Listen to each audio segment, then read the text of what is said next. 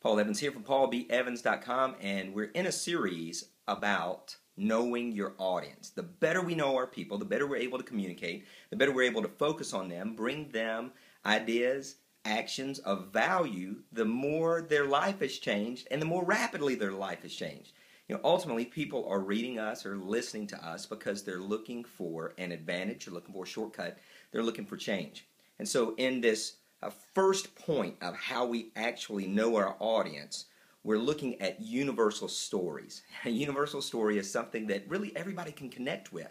It's not that we've all had identical experiences, but we have had very similar experiences. And so there's 5 ways to really tap into universal stories. And under this video, if you're watching on YouTube, I've got a direct link to the full article and the full podcast if you're interested in even more details than this. Number 1 is childhood stories. That, again, we've not all had the exact same toys, but we've all played with toys. We didn't have the same bicycle, but most of us rode a bicycle.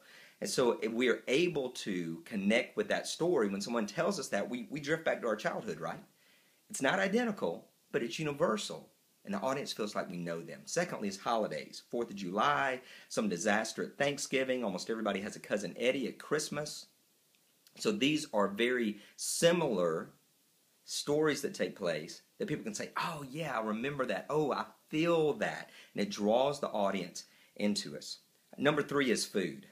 We may have different diets, but we all eat. We're human beings. And so we're out there eating, and when we share food experiences, and very similar to that is travel. When we're sharing some of these experiences, people really connect with it, and they feel like, you know what, I really get that. That really makes sense to me, and I feel like I'm connected to that. And so that's a big part of our play, is that when we're showing this connection, again, we don't like all the same foods, but we all eat. And number 4 is loss. Everyone cannot connect with our stories of success and how I made it, but everybody can connect with loss. When I tell the story of the death of my first wife, Sherry, the audience connects with that, because while we're not all connected in success, we're almost all connected in pain, through suffering, through loss. Now, one little bitty rule here is that everybody likes to see the wreck. Nobody likes to see the blood. So you don't want to use the audience as your therapist. All you really want to do is connect with them, tell your story, and allow them to be impacted by it in a very powerful way. And finally is self-deprecating humor. Because I am 5.5.5, and that is 5'5.5" or 65 inches, and my grandfather was short, my mom was short, I'm short, none of us have ever seen over the steering wheel of a car. And when I will start speaking, I will often use a lot of different short stories when I'm in front of a live audience. And I talk about the advantages of being short. So it's self-deprecating humor. I'm not insecure. I'm not out there trying to get the audience to come up to me and say, oh, it's okay, little guy. I'm not worried about any of that. What I'm doing is showcasing that I know that I'm weak.